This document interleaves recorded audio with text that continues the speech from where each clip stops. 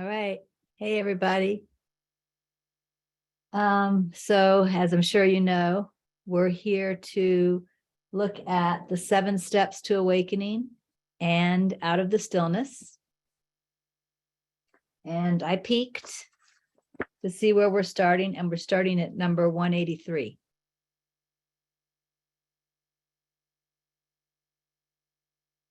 So this is what 183 says in the 7 steps to awakening. The total abandonment of all notions or ideas is liberation. And of course, we've heard that in other quotes as well. We joked about, I think this a couple weeks ago, like this says the total abandonment of all notions. It doesn't say everything except my children should respect me or anything like that, right? Remember joking about that? So, but this is a different quote. So let's look at the entire quote. The total abandonment of all notions or ideas is liberation. And such an abandonment is possible when the pursuit of pleasure is abandoned. That's something that ego doesn't want to hear, does it? Like, I don't mind abandoning notions, but the pursuit of pleasure, I'm not so sure I want to abandon that. So the total abandonment of all notions or ideas is liberation. And such an abandonment is possible when the pursuit of pleasure is abandoned. So let's go see what's in Out of the Stillness for number 183.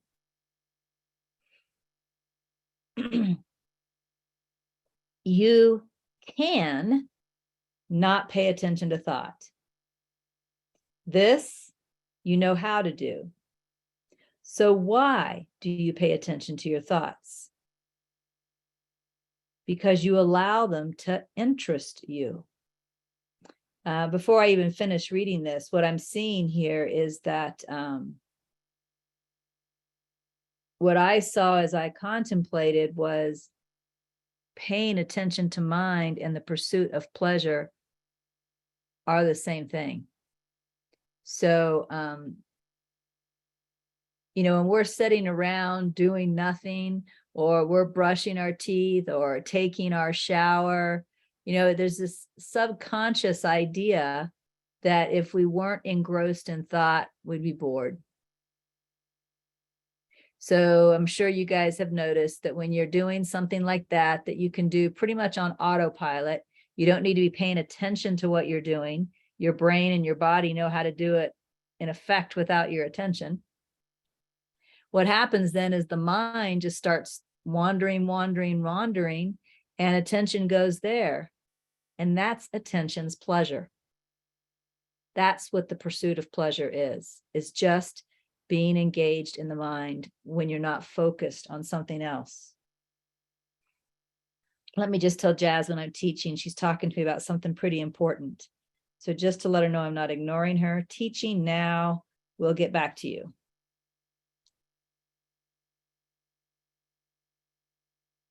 That way she won't think she's being ignored when the topic is not, it's not super casual. All right, so back to 183. You can not pay attention to thought. This you know how to do. So why do you pay attention to your thoughts? Because you allow them to interest you. Turn the attention of inquiry and investigation toward interest.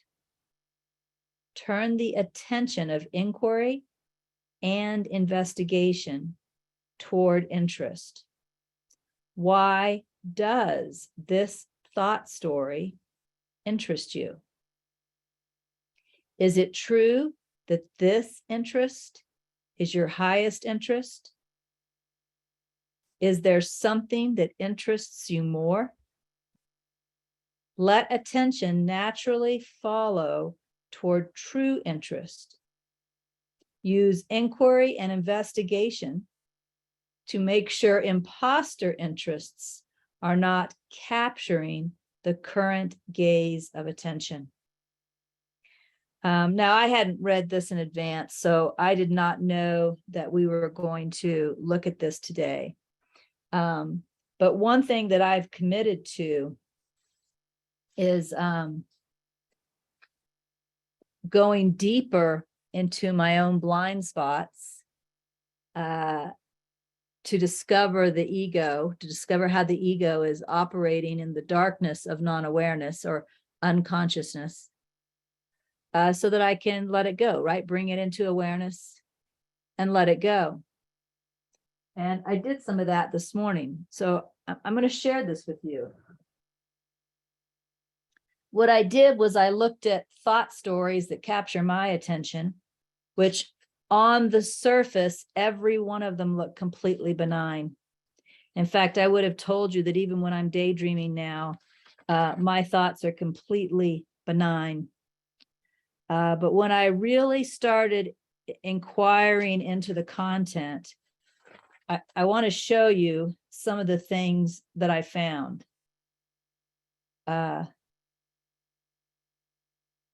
The first thing, I was actually just creating a heading, like in my, in my journal, so that what was underneath that was this looking. And I'm not sure where my mistake is in creating the heading. I must have drawn a letter wrong or something. I don't see it right now. But the very first thing that showed up in the mind was I made a mistake. And I remember it was related to my writing out the heading. I'm not sure what the mistake was. I don't see it. Everything looks spelled correctly. All the letters look made right. So I don't know what I did. But the ego, I saw the ego very quickly say I made a mistake. I noticed it was very quiet. It was in the background. It was quick. It was subtle. And certainly it had an I in it, right? I made a mistake. The next thing I saw, because remember, I'm sitting down with this intention of looking in my blind spots. So the next thing I saw was, I don't know how to do this. So I just wrote down that that's a thought. I kind of looked at it. I noticed the thought was, like the seer is here and the thought was here. Like I noticed the thought was in front of the seer, like looking at a movie screen. The next thing I saw was the exact opposite, because I am sitting here attempting to look in my blind spots. So the next thing the ego says is, I'm so great, right? Because I'm attempting this, right? So first, it's so funny if you look at the ego, I don't know how to do this. And then I'm so great. Was the next thing that came up. And this is just when I was getting started. These are just like little drips. Boy, once it started going, I was writing much, much faster. The next thing I have written down is I want to quit now. Now you can see we haven't gone very far. How many things have I shared with you? 3, 4. I want to quit now. Then I heard, I'm so scared. And then the next thing that happened was the mind started to wander. Up until this point, it was avoiding mind wandering because I wanted to look at mind wandering, right? So those things didn't actually happen with the story. But then the mind began to wander. And one of the projects that I'm working on right now, we're building a house. And my boyfriend has decided that we're going to get all new furniture with the house. And so one of my projects now is selecting the furniture. And this morning I happened to show him a bedroom suit that I liked. And there was one piece of furniture in the bedroom suit. He didn't want to get that one. He wanted to get another piece of furniture, which I think is kind of boring looking, right? So my mind started thinking about this, right? Because it's a current project, how the mind is. So then I looked deeper into the story, because it looks like I'm just thinking about, oh, he doesn't like this piece of furniture. I do like that piece of furniture. I mean, I wasn't like thinking negative, hateful thoughts about him or anything like that. But when I looked really deep in it, I saw it's really important that I get what I want. When I brought that into awareness, the next sentence that came was, without what I want, I'm nothing. And I just wrote down translation, without self-will, I am nothing. And then this idea arose very quickly, very subtly, that I could, I could let him get the piece of furniture that he wants. And then for the rest of my life, when I look at that furniture, there could be like this victim feeling. And I saw that the ego liked that. Like, if I can't get what I want, if I can't get my way, another way that I can be something is the victim or the martyr. And I wrote down, I could forever be victim or martyr. Then I am something. And then the next thing, the ego is like, but I'd rather get what I want. That makes me happier.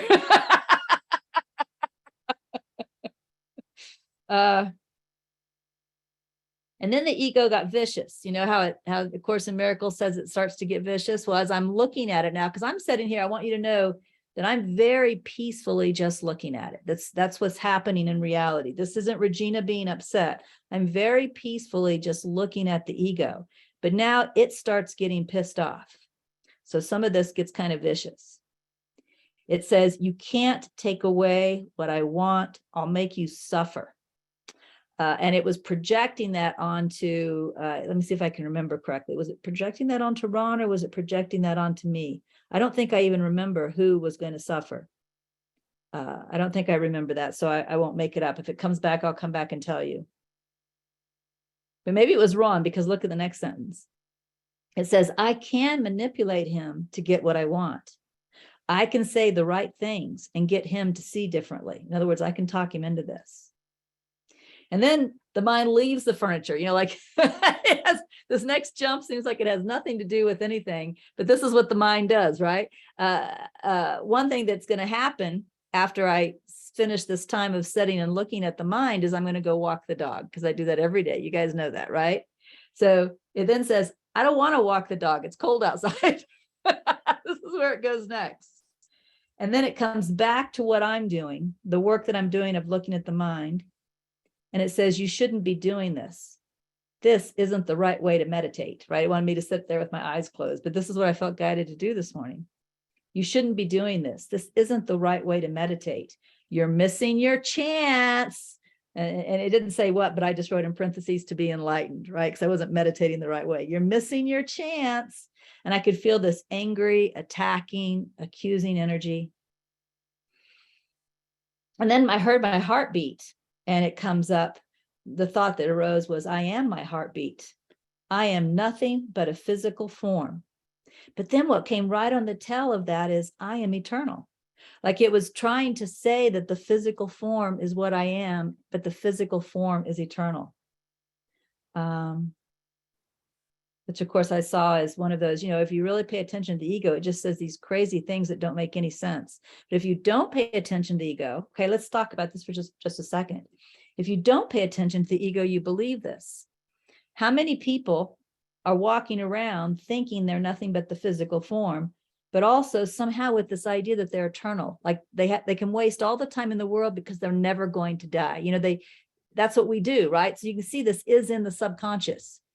It is in the subconscious that we are both a physical form and eternal. And this is why people waste time. This is why people waste their lives. There's this idea that I'm going to be here. I'm going to be here forever, right? So that came out. Next, I would be happier if I had hot tea. It's cold in here because it is chilly. I'm in the basement.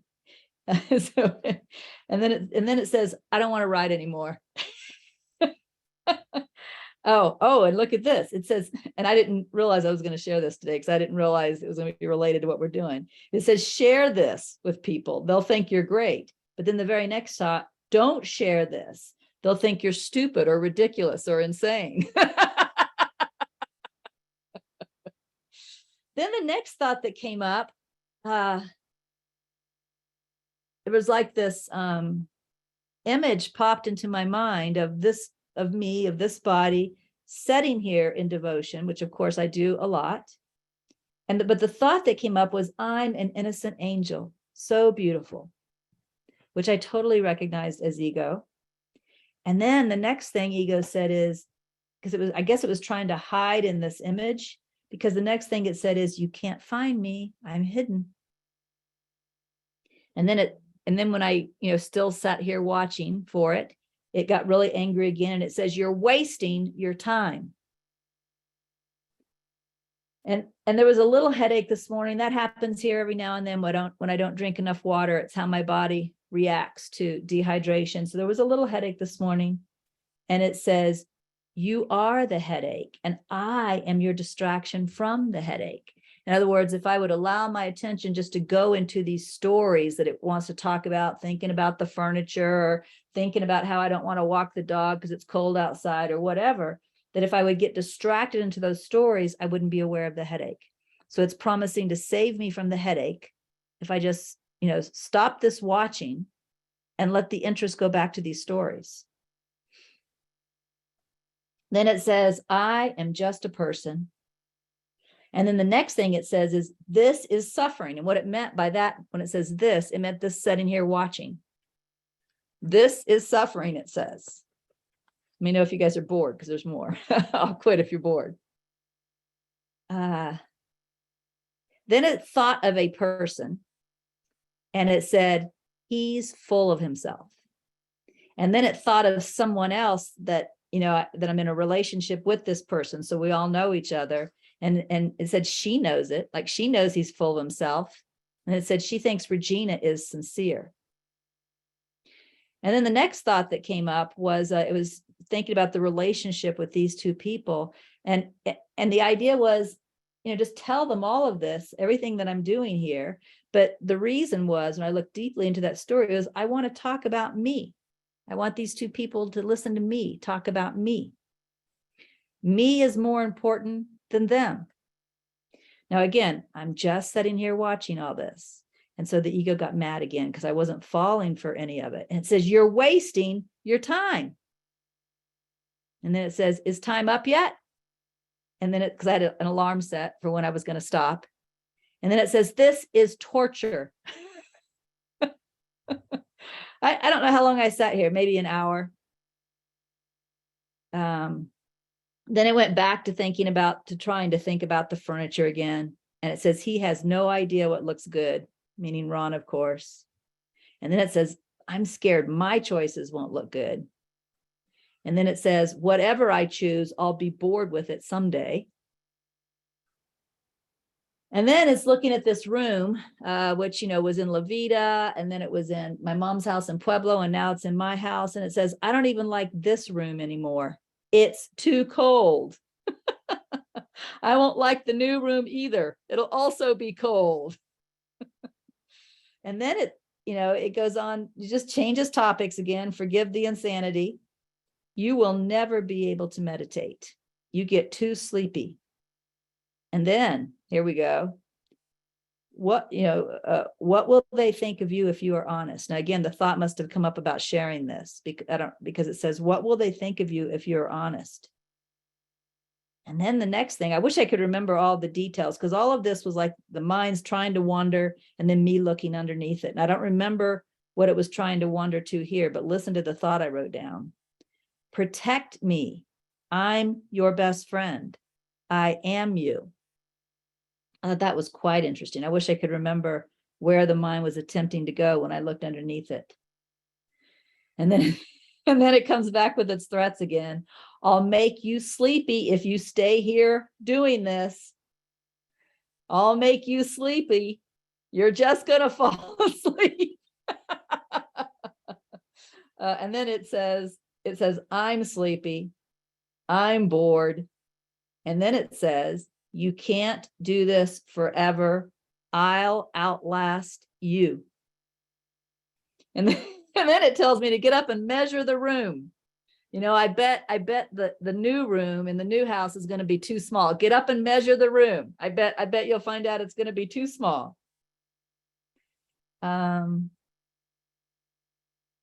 And I don't remember what I was looking at next, but it must have been the right mind, because listen to what the ego says about it.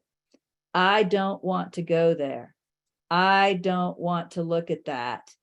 I don't want to let that go. No, that's killing me. No, no, no, no, no, no, no, no. This is suffering, torture. And then it says, you can't write me out. Because, I'm writing all this stuff out. Like, you can't write me out. I'm fooling you. You're fooling yourself. And then I guess maybe it was going back to the furniture again. I don't remember, but it says, how can I get what I want? And then it says, silence sucks. Next, back to the furniture, I'm sure, because it says you can't settle. That's sacrifice. You'll be unhappy forever. You know it's true. You can't pretend. Oh, you can pretend to be okay, but you really won't be okay if you don't get your way. And then it says, you could secretly blame him. There will be some satisfaction in that. And then it says, is it 8:20 yet?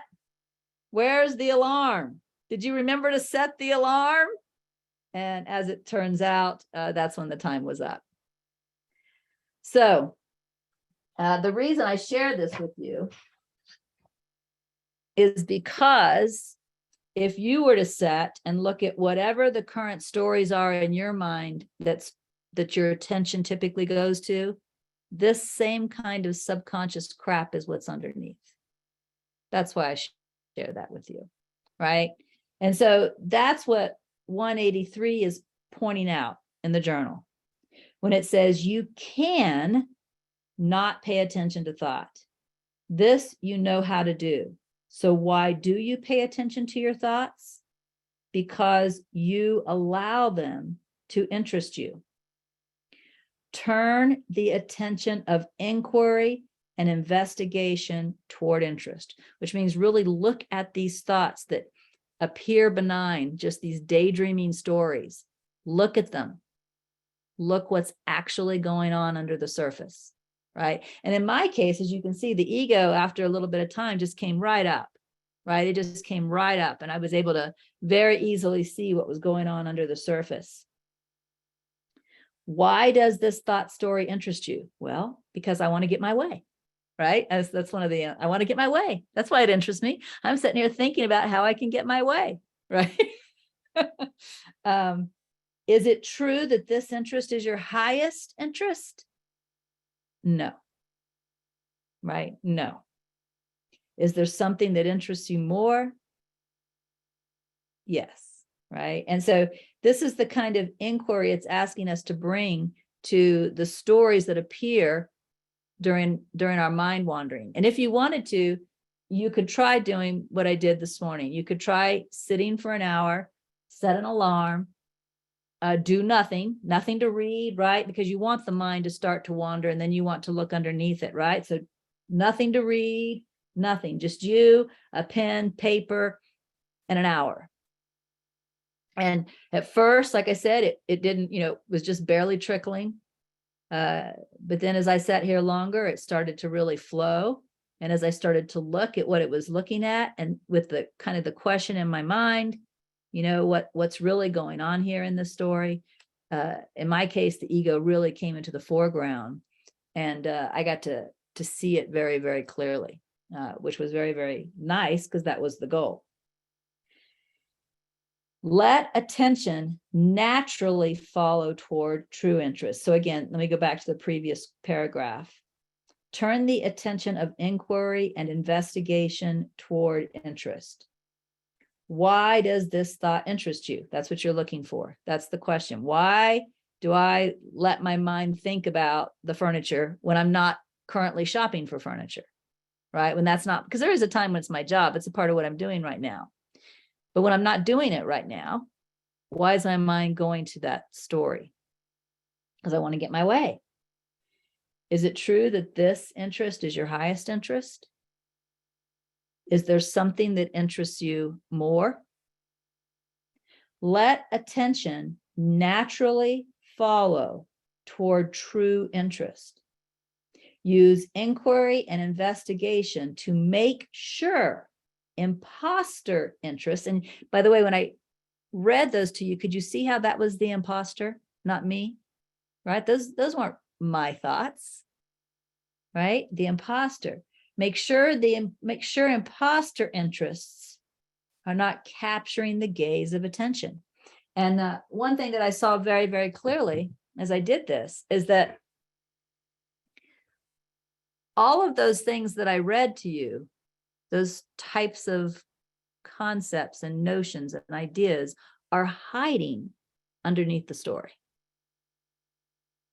So when you're thinking about the furniture, for example, and you're thinking about how, well, Ron wants this chest of drawers, but that chest of drawers is not near as interesting as that armoire. The armoire is a lot more interesting to look at, and it still has plenty of drawers, and I'd much rather have it. You think you're just thinking about that. And you don't realize that underneath there's this, I want to get my way. I got to get my way. If I don't get my way, I'm nothing, right? You don't hear the ego in the story.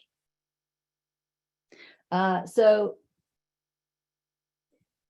it's interesting that I would then open up to 183, which is asking us to inquire into these things that we let our attention go. Isn't it funny how all this works out perfectly? That this morning I get the feeling to do that, and then this afternoon, we all know God's in this, right? You couldn't plan this stuff. But now we have this perfect example where we can see that these stories, even the ones that we might think are benign, aren't benign. Mind wandering isn't benign, ever. It is an ego preservation tactic.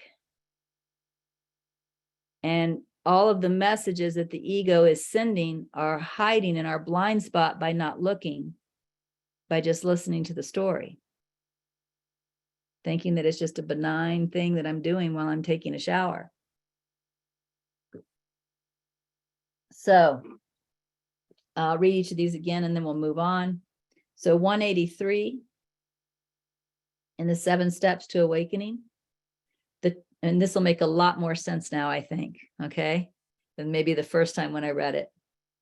The total abandonment of all notions or ideas is liberation. And such an abandonment is possible when the pursuit of pleasure is abandoned. And remember, the pursuit of pleasure is just tolerating, actually more than tolerating, loving the mind wandering, allowing our mind to go into the daydreaming, right? The thinking that isn't necessary, the unnecessary thinking. So in Out of the Stillness, number 183, you can not pay attention to thought. This you know how to do. So why do you pay attention to your thoughts? Because you allow them to interest you. Turn the attention of inquiry and investigation toward interest. Why does this thought story interest you? Is it true that this interest is your highest interest? Is there something that interests you more? Let attention naturally follow toward true interest. Use inquiry and investigation to make sure imposter interests are not capturing the current gaze of attention. I haven't had time to do an awakening game this week because of my furniture work and going to different stores and all of that. So those of you who like to do an awakening game every week, you could do this, right? You could sit down for an hour at some time and just let the mind wander, and then look underneath what's really underneath this, and see where your interest is going when your attention is going to mind wandering. So a substitute awakening game. Number 185, going to the 7 steps to awakening. Do not get involved in notions of matter and mind, for they are false. Rest in your own self. Again, do not get involved in notions of matter and mind, for they are false. Rest in your own self. All right, from Out of the Stillness. Ego may tell you the following is the hardest thing to do. Do not get involved in the problems that present themselves in the world or in thought. Ego may tell you this is not sensible or that it is insane. However, one who recognizes and rests in self while letting the world and thought problems be without involvement or manipulation learns there is a sense in the universe beyond the little sense of self. This unnamed sense, which doesn't require manipulation, is true love intelligence. This reminds me of the Manual for Teachers when it's talking about trust, which is really a form of surrender. And it says, why would you rely on the wings of a sparrow when you know that you have the wings of an eagle? I can't remember the rest of the sentence, to carry you or whatever. But what it's pointing out is that there is something that will take care of everything. You know, we could call that something God. We could call it the Tao. We could call it the mystery. We could call it the universe, you know, whatever. But there is something that will take care of everything if you take your hands off the wheel. And the only way to learn that that's a truth and not a fiction is to take your hands off the wheel. Right? That as long as you continue to try and to control and manipulate, you, no matter what your mouth speaks, you will never actually believe in or trust a power greater than the little self. That the only way to come to realize that this is a truth is to let go of trying to control and manipulate yourself and just watch and see how things have a way of working themselves out. That's what this is saying. Now, again, if you look in my journal at 185, it says, ego may tell you the following is the hardest thing to do. Do not get involved in the problems that present themselves in the world or in thought. Ego's saying you can't do that because you know why you can't do that? Let's look under the covers of this. You know why you can't do that? Because you do have to take care of things. If you don't take care of things, there's no greater power out there that's going to take care of it. Everything's just going to go to hell. Right? If you aren't out there taking care of this, it's not going to work. It's definitely not going to work out good for you. I mean, you see, the ego's underneath all of these thoughts, and all we have to do is let the ego talk. All you have to do is let it talk in order to see it for what it is. If you don't let it talk, then you don't notice the messages that you're listening to. But it's very clear, at least to me, that when ego says, you know, this is the hardest thing to do. You can't do this. Do not get involved in the problems that present themselves. You can't do that. You have to get involved. You have to get involved, right? There's no God out there. That's what it's saying. There's no Tao. There's nothing in the universe that makes sense of all things, right? That's what it's saying. It's telling you the truth is not true. And so when you believe that you have to get involved in problems, when you believe you have to worry about them, you have to figure things out, you have to manipulate, what you're buying, the story you're buying is the truth is not true. See how we do that? Just by listening to these surface stories that sound a little more benign, like, ooh, I got to figure out how to take care of this. So ego may tell you the following is the hardest thing to do.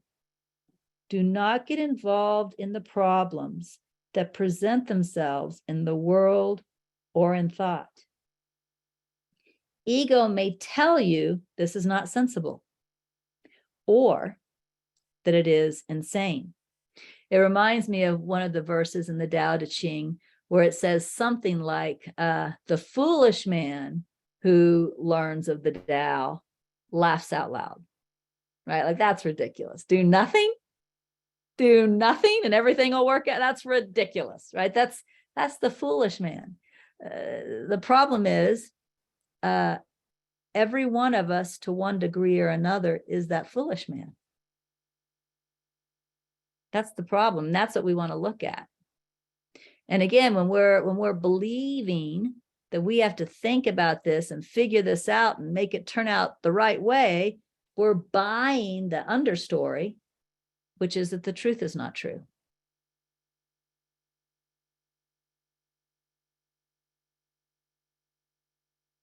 Do not get involved in the problems that present themselves in the world or in thought. Ego may tell you this is not sensible or that it is insane. However, one who recognizes and rests in self while letting the world and thought problems be, without involvement or manipulation, learns there is a sense in the universe beyond the little sense of self. This unnamed sense, which doesn't require manipulation, is true love, intelligence. And how many of y'all want to learn that for real? Right? I'll just tell you a story because it's coming to my mind to tell, so I'll trust it. You've probably heard it before, but I think you all know that way back in 2005, I was guided to leave my job in Massachusetts, moved to North Carolina. You know, there was lots of fear around that, blah, blah, blah. Well, I don't remember now how long I had been in North Carolina, maybe a year, maybe two. And I was actually starting to get more skilled at following guidance.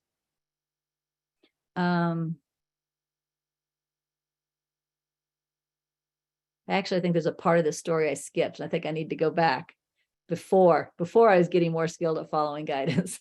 So I'm in North Carolina. I want to talk about when I was afraid. I had been raised, and probably all of you have been raised this way too. I had been raised that in order to be okay in the world, you have to have money, right? In order to be okay in the world, you have to have money. Can't even compromise on that. Doesn't matter how you get the money. Doesn't matter if you marry a rich man or if you get a good job. Maybe ultimately if you're a thief, but you got to have money. Otherwise, you're not going to survive. And so when I followed this guidance and moved to North Carolina and began to just sit and listen to NTI in the mornings, there was no money coming in. Now, I had money in the bank, but there was no money coming in. And every time I wrote a check to pay a bill and that money in the bank was getting less and less and less, there was this huge, huge fear that would come up. But I continued to live that way. In spite of the fear, in spite of the ego telling me, you know how to get a job, just go get a job. You know how to take care of yourself. This is ridiculous. Just take care of yourself and you'll be fine, right? In spite of all of that, I continued to follow my guidance, to just ride NTI every morning, pay the bills, let the fear come up. And the reason that I did that is because I wanted to learn. The way I worded it, my spiritual aspiration at the time was I wanted to learn that the world was not real. That was my spiritual aspiration at the time. But what I meant by that was I wanted to learn there was something more real, right? than the world, more real than the little self. And I knew that what the ego was telling me was correct, that I knew how to take care of myself, right? That Regina could go out, she could get a job, she could budget, she could live within her means, she can take care of herself. But I also knew that if I did that, I would never learn there was something beyond Regina, right? So, and I knew that my guidance had come to me. I knew that it was guidance. There was no question in my mind about that. And so I wanted to continue to follow my guidance so that I could learn, that there was something greater than me that would work everything out. Okay, now let's go to the part that I started to tell you. So about a year or two later, I had been doing this now for a couple of years. And even though the bank account is dwindling, and the ego maybe is still saying the same stuff when I'm paying the bills, I'm really no longer afraid anymore. No great miracles have happened to show up and tell me what was going to happen when my money ran out, but I'm doing okay. I'm doing okay with this. And one day I felt this guidance to go get a newspaper, and it felt just like guidance to go get a newspaper, which I never did. I went and got a newspaper, and it had me open up to the want ads, which I never did. And it had me read the want ads, and oh my God, there was this job that looked like it was written just for me. Like I would have been the perfect candidate. And this isn't the biggest town in the world, Albemarle, North Carolina. There's probably nobody else in that town as qualified as me for this job. And so the next thing I'm guided to do is to update my resume, write a cover letter. And so I'm like, wow, maybe I'm going back to work. Maybe that's God's answer to all of this as I'm running out of money. And so I do that. I spend a day or so updating my resume and writing a cover letter.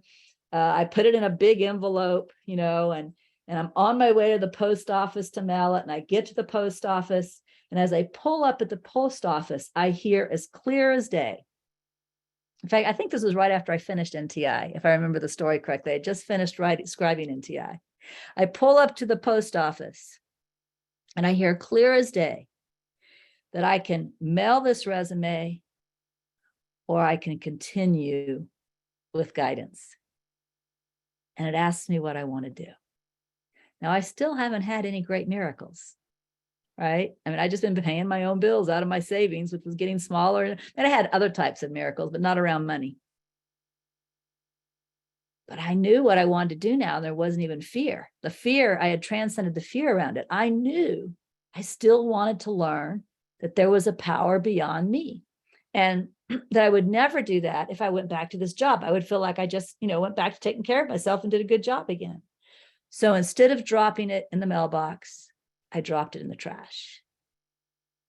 And I went back home and continued on my way. Now, again, I don't know how much longer it was. I mean, Laurent happened and everything. So it was probably another couple of years. But that's when the guidance came to move to Pueblo. And you guys have probably heard this part of the story too. The guidance came to move to Pueblo, and I had about $10,000 left in my savings account at that time. And you've probably heard this. I got mad. I got really mad at God, because I know that to put your furniture in a moving van and take it halfway across country costs $10,000.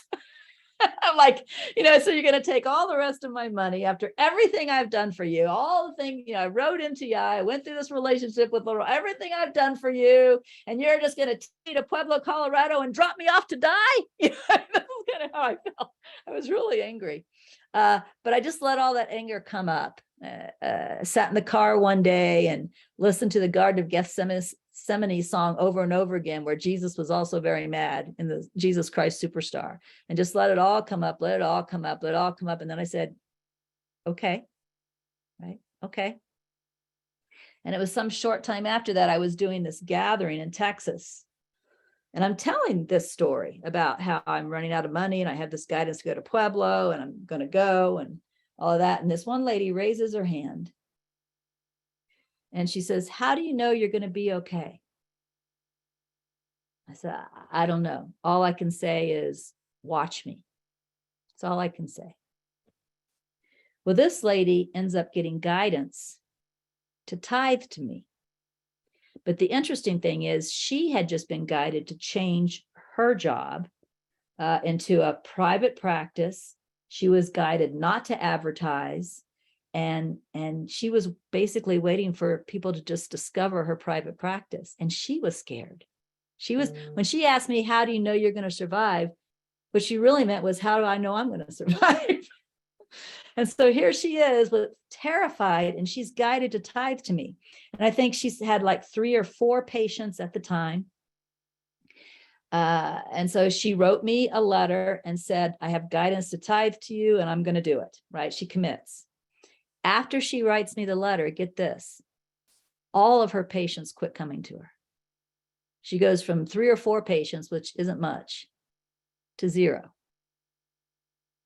And she told me later that with her hand shaking, she had just had 3 or 4 patients for the last month. So with her hand shaking, she tithes 10% of that to me and sends it to me. She's doing the same thing I'm doing. She's trying to learn there's a power greater than her, right? Well, her practice grew after that, and her tithing grew after that. And the entire time up until Awakening Together, and throughout the entire time I worked for Awakening Together, my salary came from this one person. Both she and I learned there's something greater than us. I said yes to Pueblo. She said yes to tithing. Neither one of us had the means to do it, following the like I would have got to Pueblo and had no money. She had no patience. And it all worked out. You see? It worked itself out. Her patients came in. I got tithed to. I was able to support my family, move to Pueblo, support my family, put my daughter through college.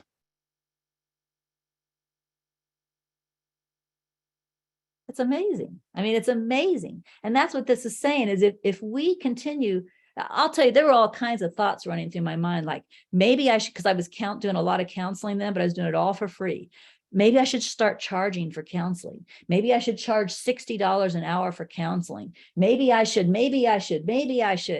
right? Like, no, because I want to learn. Again, my spiritual aspiration at the time was that the world is not real. But what that really meant was there's something beyond me, right? And I'll tell you, I've learned that. But I learned it by not trying to figure things out. And that's what this says. Let me read it to you again. Ego may tell you the following is the hardest thing to do. And when you're running out of money, not figuring out how to make money, that is a hard thing to do, right? Because again, money is safety in this world. So ego may tell you the following is the hardest thing to do. Do not get involved in the problems that present themselves in the world or in thought. That included running out of money. Do not get involved in the problems that present themselves in the world or in thought. Ego may tell you this is not sensible, or that it is insane. However, one who recognizes and rests in self, we're talking rest, accept, and trust here, as you can imagine. One who recognizes and rests in self while letting the world and thought problems be, without involvement or manipulation, learns there is a sense in the universe beyond the little sense of self.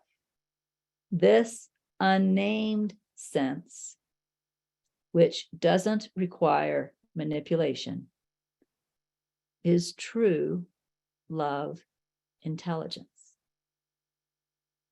True love intelligence. You know, and at the very least, that little story I just told you taught 2 individuals that there's something beyond our little self. right? But it also supported me the entire time I was building Awakening Together, and all of the programs and all of the retreats that I've created for Awakening Together. It was there the whole time.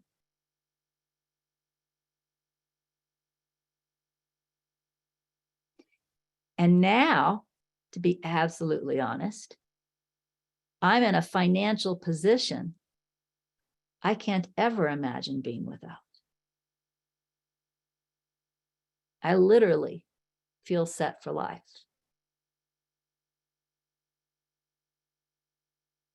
So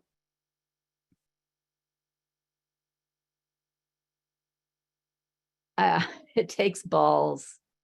It takes balls to follow your guidance when your mind is saying, no, no, no, you won't be safe. You have to figure this out. You have to solve it, right? You have to. And as we've seen, the ego, I mean, we saw from my journal this morning, the ego can get quite vicious. But the reason it's vicious, and I can't explain this to you since it's not a real thing, but the reason it's vicious is it just wants to stay in control. It wants you to keep listening to it. And what's happening is you're starting to not listen to it.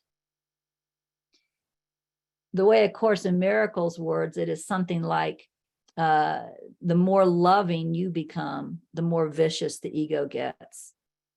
But loving, and it doesn't mean, nice to people. I mean, although it's great to be nice to people, that's not what loving means, because we can be nice to people as a part of our manipulation ploy, right? So loving, that's not what loving is. Loving is listening to the voice of love, listening to guidance and following that guidance. The more loving we become, the more we're like, okay, I'm going to say yes to Pueblo. I don't know what's going to happen, but I'm going to say yes to Pueblo, right? The more we do that, the more vicious the ego becomes. And the reason it's becoming vicious is it's trying to get us to turn back to it, turn back to letting it lead. And that's why it takes balls to follow your guidance. But it's only through following your guidance that you'll find out that there's something beyond you, right? It's only by not trying to figure everything out and resolve everything yourself and depend on the wings of a sparrow that you'll learn there are wings of an eagle. I said ego, I meant eagle, right? So let me just read again what the 7 steps to awakening said here. And then I'll read what I wrote again, and then we'll quit for the day. Okay, so 7 steps to awakening said, do not get involved in notions of matter. And really, I'm running out of money. Isn't that a notion of matter? Yeah. Do not get involved in notions of matter and mind, for they are false. Rest in your own self. That's what the 7 steps to awakening says. Rest in your own self. And so again, out of the stillness, ego may tell you the following is the hardest thing to do. Do not get involved in the problems that present themselves in the world or in thought. Ego may tell you this is not sensible or that it is insane. However, one who recognizes and rests in self while letting the world and thought problems be, without involvement or manipulation, learns there is a sense in the universe beyond the little sense of self. This unnamed sense, which doesn't require manipulation, is true love intelligence. So Ron and I are going to a furniture store today. I've gone there ahead and done some research, and this furniture store is different than, the type of furniture stores I've bought at in the past. I walk in a furniture store where you see something you like and you buy it. This furniture store, you see something similar to what you like, and then you design what you like. You pick out the wood, you pick out the stain, you pick out the fabric, they build it for you, right? So there's a lot more things to think about than just, yeah, I like that one. So Ron and I are going to go to the furniture store today. One of the things we'll be looking at is the bedroom suite. So all I'm going to do, and again, it's not actually there, it lives in my imagination, right? Because you have to get it built. But all I'm going to do is show him what's there, tell him what my vision is, and then let him decide. I mean, I have to do that much. I have to show him what's there. I have to tell him what my vision is, right? Because I'm the one that's been doing the research and looking at all the woods and all that, right? He sent me to do the work. He's like the boss. I'm the employee. He's the boss in this. So I've done the work. Now today I'm presenting it to the boss. But whatever he decides, he decides. That's my commitment. That way I'm not listening to that ego story. I got to get my way. And whatever furniture we get, my underwear will rest in it just fine, I'm sure, right? You think the underwear is going to care?